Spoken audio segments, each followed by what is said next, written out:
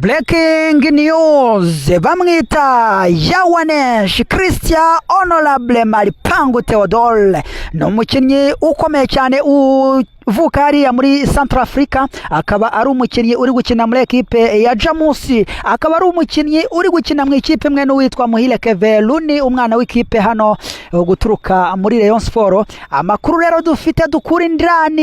yizewe meza cyane nuko aba basore bombi bagomba kuva muri ekipe ya Jamusi berekeza muri ekipe ya Rayon Sport. Ni nyuma yuko ekipe ya Jamusi aba basore berekejemo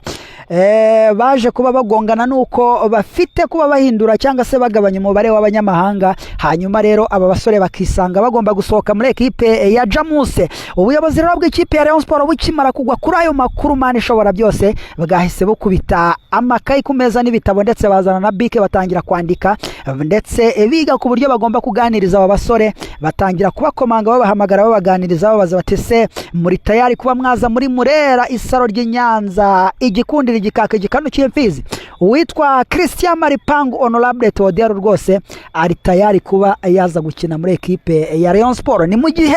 ikipe ya Rayon Sport izaba yamaze kuba yumvikana